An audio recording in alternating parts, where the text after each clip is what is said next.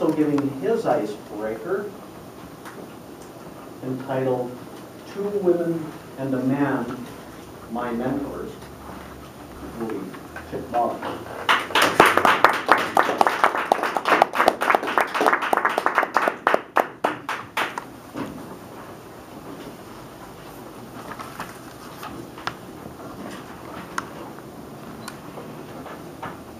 Take a moment and visualize with me. Take a blank computer screen right in front of your face there, hands at the typewriter. Or maybe you would rather have something like looking out the window at Saddle Rock or Mission Ridge. You let the ideas come across kind of like in meditation where the idea goes and you let it go and it goes back. But in this time, it's not exactly like meditation. It's where you take that moment that it comes across and you linger with it and you evaluate it and you decide, is this a good idea to write with or not? And if it's a good idea, you'll write it down on a sheet of paper or you type it into the computer. And if it's not a very good idea, you let it go on until you have several ideas of what you want to speak. And then when the time is right, you pick one and you begin to write. This is the process that I went through to get to this point here. It wasn't easy. I taught theater and communications for 20 years. And standing up in front of you is not as easy as standing up in front of the class. It's not as easy to fit something down into 6 minutes as it is to be able to say, well, tomorrow we'll finish up what we didn't get to today. My first speech that I wrote out of this went through 7 revisions before I decided that it was not appropriate material for an icebreaker. The second one was appropriate material. However, I went through 4 revisions on it, and I could not get it less than 10 minutes. So, this is the third one. Two Women and a Man. Jean Bazemore, Nathan Garner, and Joanne Shane. Jean Bazemore came from the University of California at Berkeley in 1967 to Humboldt State College. I was a junior there. She was teaching Introduction to Theatrical Literature. She was an actress.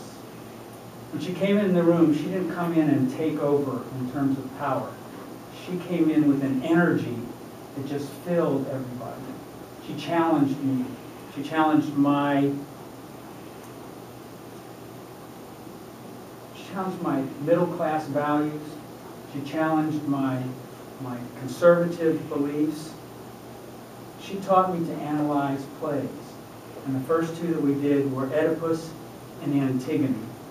1967 war, Antigone disobeying the king, etc., etc. Jean Bazemore led me on to see other plays, Christopher Marlowe's Dr. Faustus, Shaw's Arms and a Man, Sartre's No Exit, Brecht's Mother Courage.